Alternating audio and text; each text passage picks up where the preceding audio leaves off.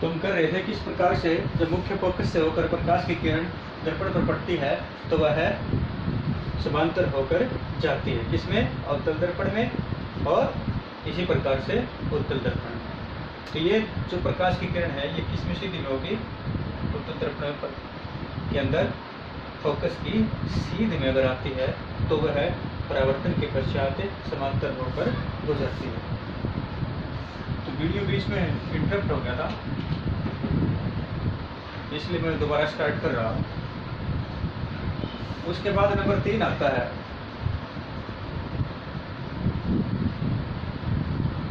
देखिए नंबर 3 है जब प्रकाश की किरण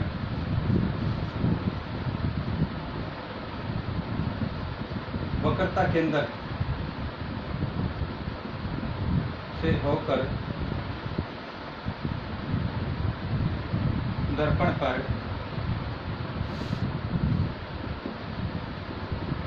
पड़ती है।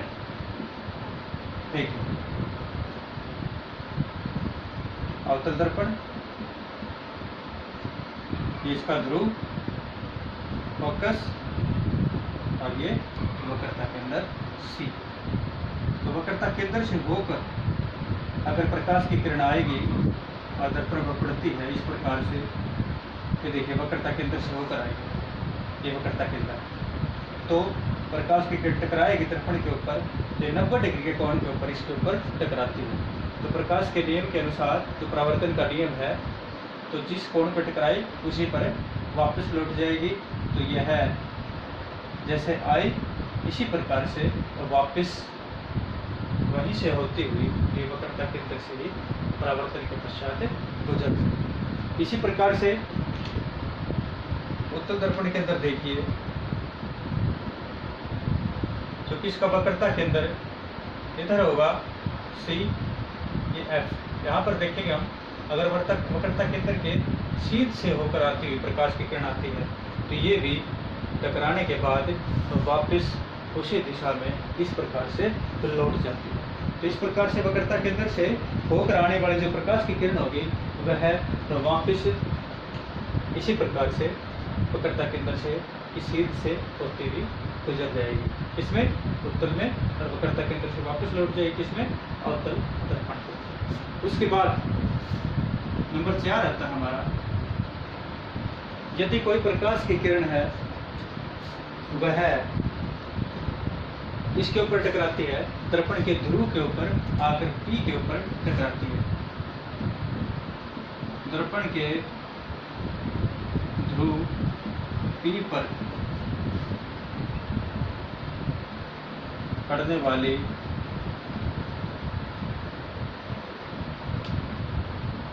प्रकाश की किरण, देखिए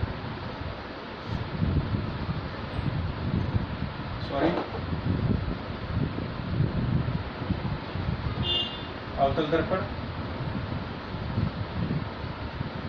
दर्पण का ध्रुव P, फोकस F, वक्रता केंद्र C। कोई प्रकाश की किरण आती है इस प्रकार से, दर्पण के ध्रुव P पर टकराती है, तो यह है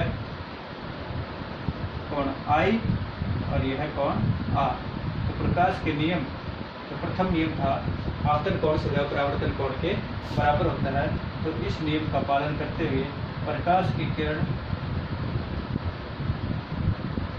ये देखिए ये मध्य बिंदु होगा P के ऊपर वक्रता केंद्र है 90 डिग्री कोण पे होता है, तो I कोण I जो आपतित किरण बनाएगी जिसे आपतन कोण कहते हैं, और कोण R जो परावर्तित किरण बनाएगी जिसे परावर्तन कोण कहते हैं।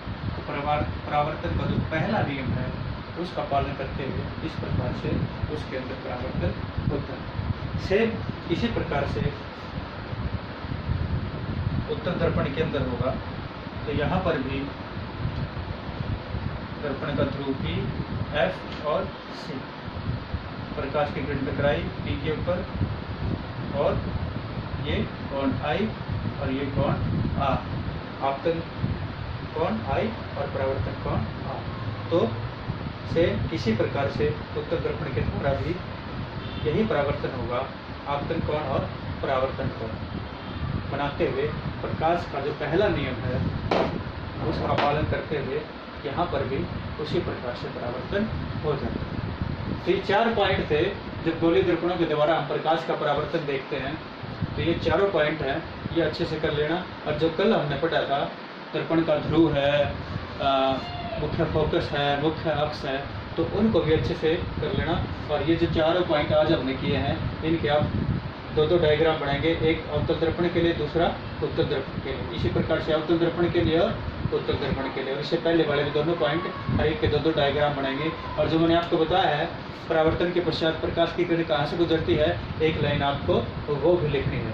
तो ये होमवर्क कर लेना और इसको अच्छे से याद कर लेना। Thank you.